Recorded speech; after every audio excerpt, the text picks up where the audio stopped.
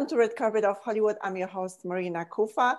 I'm welcoming a very special guest today, Ricardo Herranz, main character from Sangre Negra.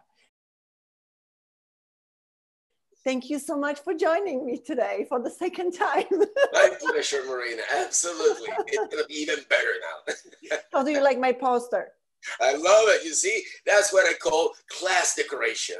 Right? I have a black today. Okay. Perfect, so I can match the poster. You blend it beautifully with the whole scenario. Thank you. Ricardo, we want to talk about Sangre Negra. You play attorney. You are one of the main characters. Santos Jr.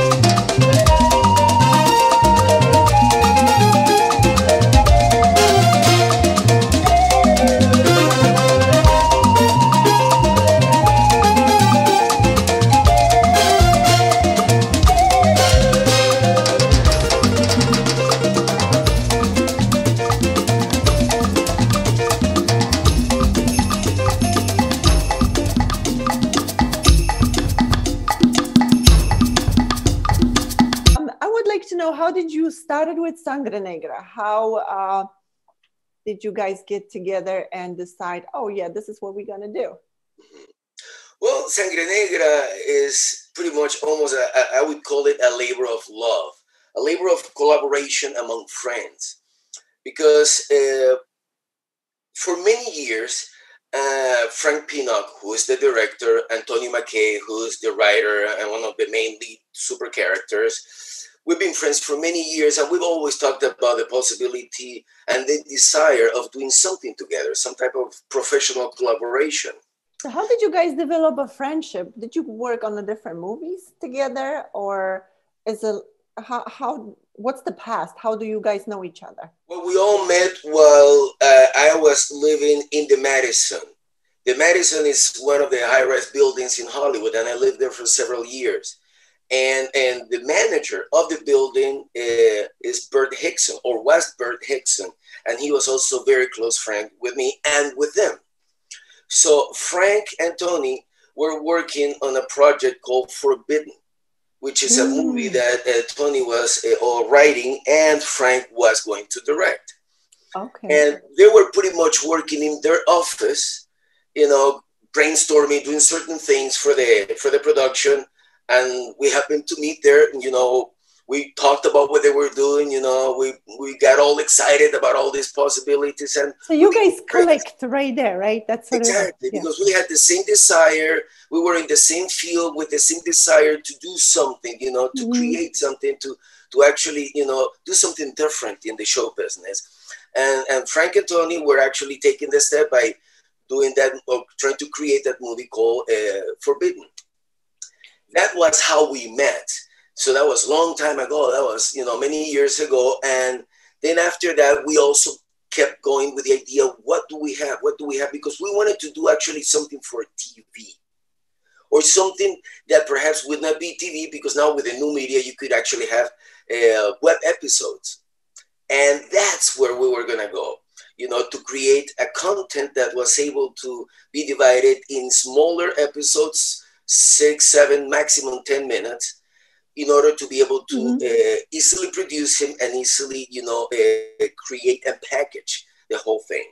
So one day, I'm at my house working on something, and I get a call from Frank and Tony, and they're saying, you know what, we're here at the Coffee Bean, we're thinking of this idea, and I think it would be very interesting if you hear it, you know, can we just swing by, tell you what the whole thing is about, and, you know, you tell us what you think. And it's not going to be long. It's going to be just 30 minutes or so. I'm like, fine, sure, come over. So they came over. We started brainstorming. The whole thing got excited. The 30 minutes turned out to be 5 or 6 hours.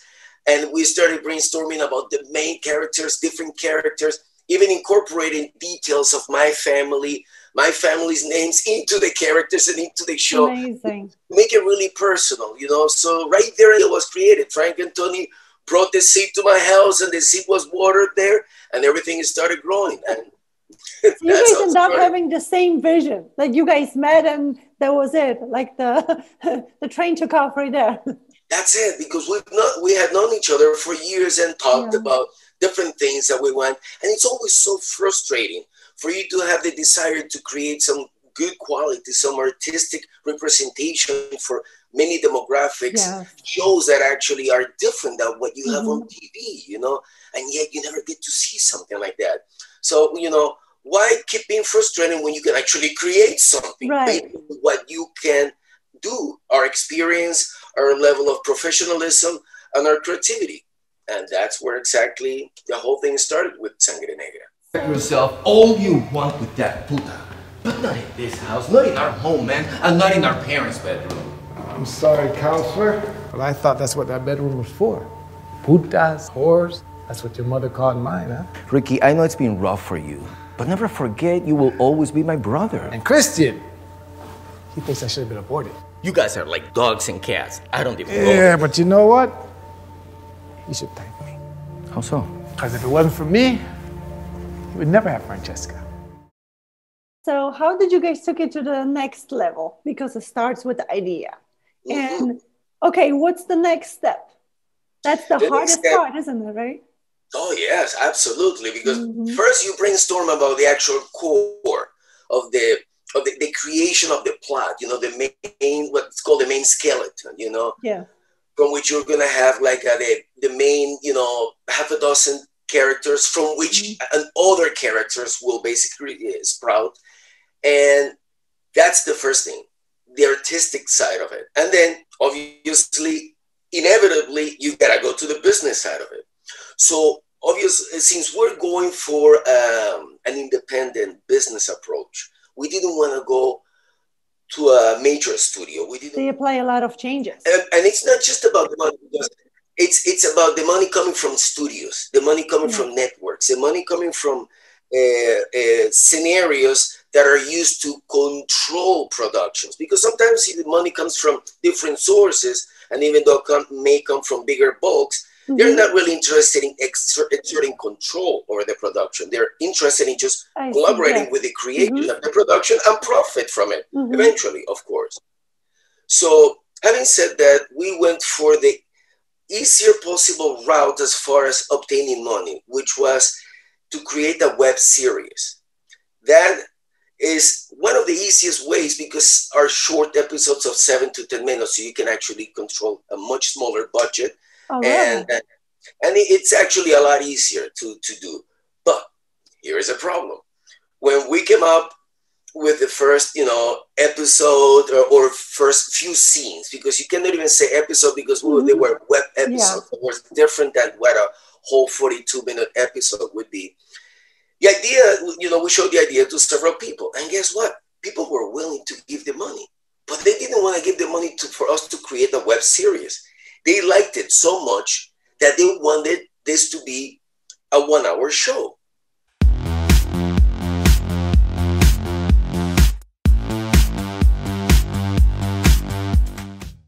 Because you have an excellent idea that will be completely, you know, wasted or not really utilized properly. If you divide it and fragment it in such a smaller fragments, we have to create the right climax for this. And the actual idea is so good that you have a lot of meat on your bones here to work with. So what about if I give you the money, but to collaborate with a 1-hour show? Now you have a different type of control, the good one. Exactly. I want more. Exactly. So then suddenly we went from a tiny idea of 7 minutes per episode to now a full-blown 1-hour episode, which creates an entirely different scenario. Business-wise, production-wise, creation-wise, and everything changes, you know. And that's how we went from an idea of new media web series to a full-blown 1-hour episode, you know, yes. Full season, basically. But it's so amazing. I'm glad you did. Whoever was telling you to make it longer, I will support them. You know? You know, when you do the right things and you put all the good energy, you attract people with the same type of thoughts and the same type of energy. And when you think of that idea and that comment, they were absolutely right. It would have been a waste, you know, to really to place this idea and what we had in mind into something that wasn't going to be as visible with this reaches more people in different ways than a web series would. And definitely that is our main purpose. Yeah. And I would like to have your opinion on the production budget. Because we know that, you know, when we do we producing movies in the big studios, there's a gigantic budget, but people like you guys creating independent movie, there is not as gigantic budget, but almost the same quality. And I will give you an example of something that most people know because it happened a few years ago with a movie that was made with only, if believe it or not, with $6,000. And that was Mariachi. And that movie was made by Robert Rodriguez. And he made that movie with $6,000, meaning he didn't pay anybody. He just used friends. He wrote it himself. He did the camera himself. I mean, it was basically like almost like a one-person show, basically. But see, it's good to talk about it, And what happened? The movie became a success. The movie made millions, having costed only thousands of dollars. And from that movie, then came Desperado. And it was Antonio Banderas and Salma Hayek. And then the little $6,000 budget, when the studio saw what this guy could do with that, they said, what would you do if we give you then $1 million or $2 million? And he said, well, try me then, you know, throw in whatever you want. And they actually gave him enough money for him to get Antonio Banderas, who at the time was like the hottest, you know, Latin artist, Salma Hayek, the most beautiful, sexy man, and create a movie that was just incredible with a much lower budget than even the other movies that were like $100, $200 million worth, you know? So it's all about creativity and how you utilize your creativity and the technique that you put on your, I have no idea. And we've become quite crafty, stretching the dollars to levels of rubber band, you know?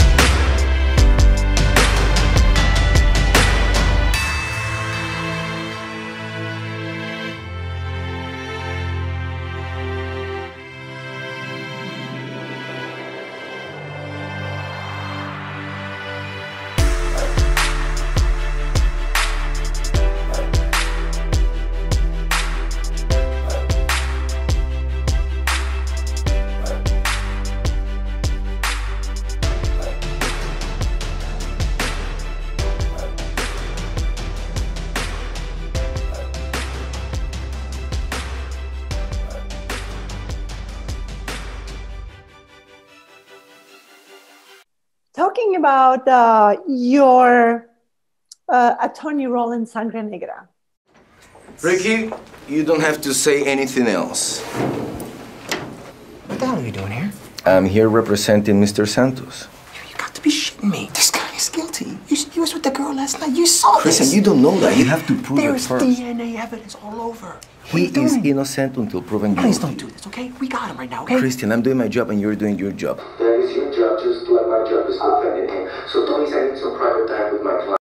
You did amazing. And one of my favorite scenes is in the courthouse. Guard.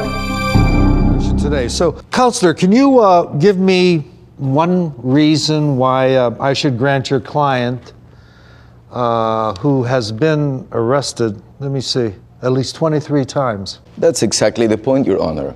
Arrested, but he's never been convicted. Every time Mr. Santos has been granted bail, he's shown up in court and has been exonerated.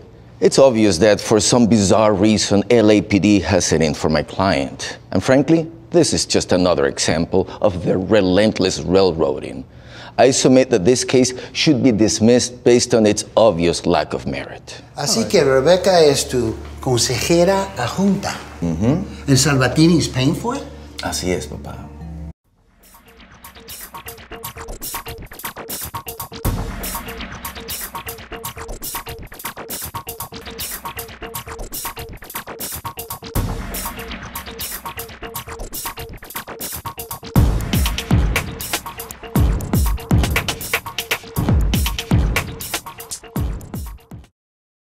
It's great. Which one was one of your favorite scenes or moments? That one. Definitely that. Because in that one, I get to not only work with my two friends. My two brothers are like my two brothers. They're like my two very good friends, you know. But I also get to work with the judge. That judge is an incredible actor. And the way the scene was written, you know, that ping pong, that scenario between the judge and me, and then my brother this way, and then the other one this way. Yeah, I see here that the arresting officer is a Mr. Christian Santos. Would you identify yourself, Mr. Santos? Yes, I'm here, Your Honor. Thank you, Mr. Santos. You may be seated. Counselor, this is your brother, is he not? Yes, he is. And the defendant is your brother as well? Yes. It's just that, I don't know, but I really love that scene. Yeah, I think the court scene is one of those iconic moments, you know? Or like we have the scene where Antonio is being arrested by Danny, which I'm using real names right now. I love that scene. Danny was great. Tony was great, but Danny was great. I mean, his sarcasm and the way he did it was just perfect. You're under arrest for murder. You gotta be kidding. Does it look like I'm kidding you? You're making a mistake as usual, Kristen. I hear they like to call you pretty. They like pretty people in prison. You have the right to remain silent. Anything you say can and will be used against you in the court of law. Beautiful. It's just perfect. When he was talking French to the girl, basically, French. That was awesome. And the facial expressions, you know, her facial expressions. So it's a great movie, guys. You can find it on Tubi.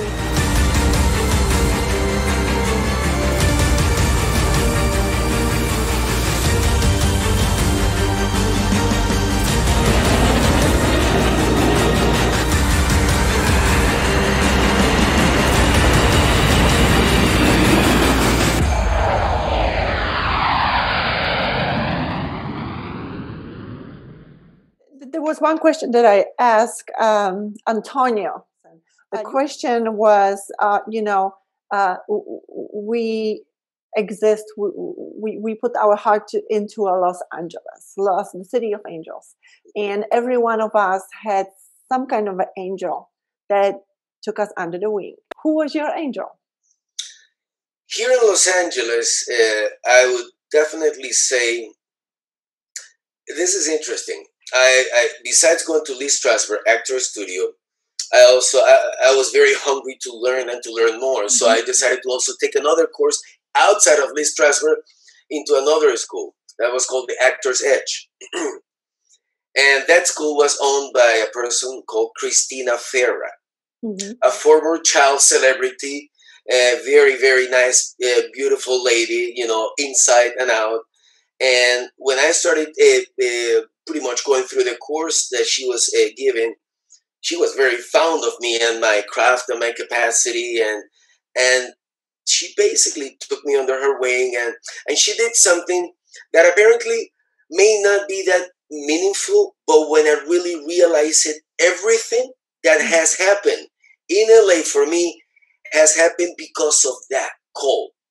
She made a call to a person that was connected to different agencies.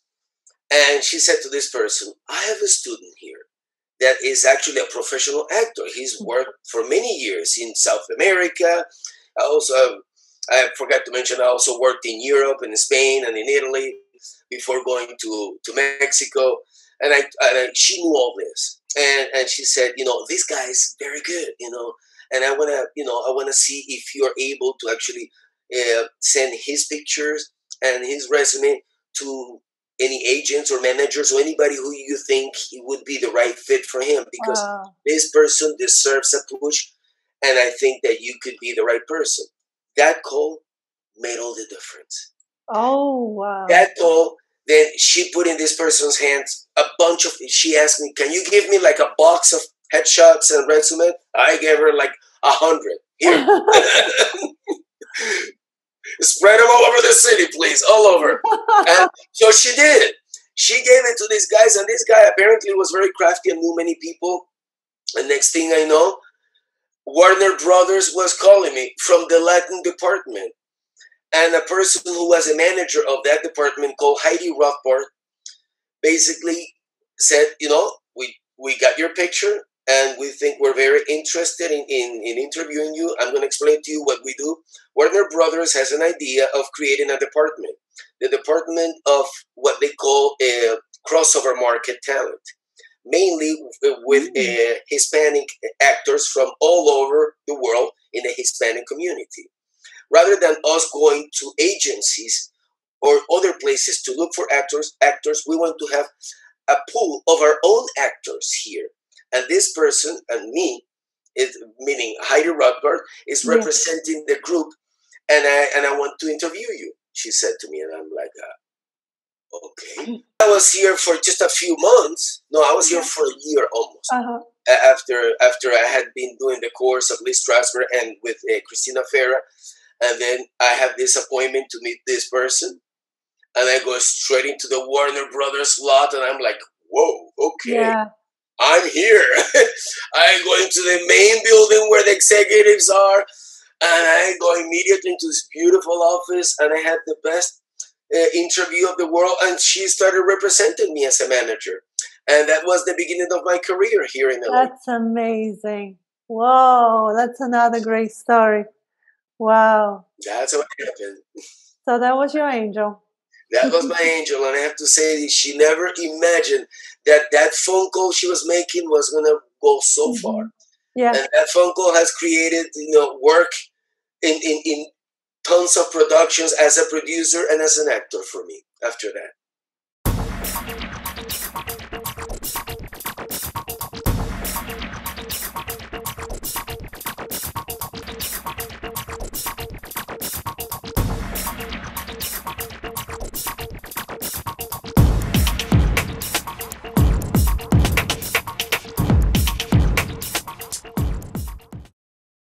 And I'm pretty sure that you go the extra mile to do things for others.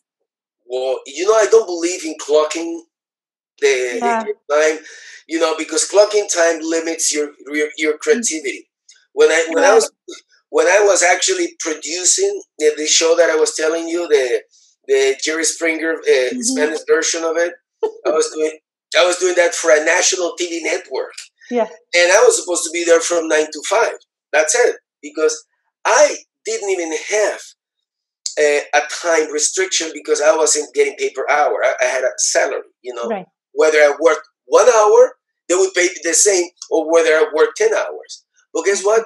I was ending up working not every day, But 6 days a week, I worked from 8 in the morning until 3 in the morning. Oh. And I would sleep 3-4 hours, get up and go again. Yeah. And I did that for a whole year. And that's how I go the extra mile, because they didn't tell me that I had to do it. I just wanted to get more and more and more work done, since I know that work piles up very fast. When you do that, I could not allow that to happen. Nobody was after me. Nobody was telling me what to do, but I knew my own responsibility. So in order for me to really achieve and to be at the level of my responsibility, I had to basically forget the clock. I just went into the office whenever I needed, and whenever finished, I walked out. Only when I finished. And sometimes I would look at the clock.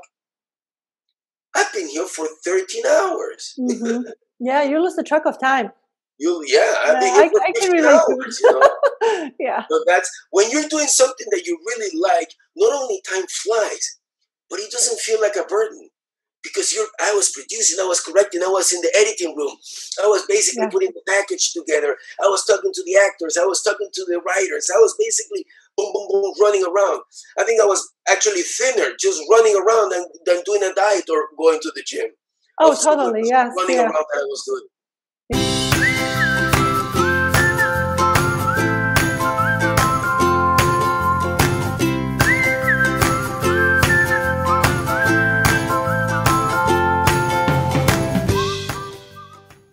Yeah. Because I wasn't the type that was just calling people. I would just go to the office and do this and do that. And then, what are you doing here? And I would go to another office, and I would be all day long like that, basically looking over. Because as a general producer, the owner of the actual company was the person that I talked to. That was it. I talked to the very owner of the company. Mm-hmm. And he said to me, your job is to be responsible and get it for done. everybody's mistakes. Oh, so yeah. everybody's mistakes is your mistake. So you have to be on the lookout for everything at any time with everybody. Yeah. I was like, understood.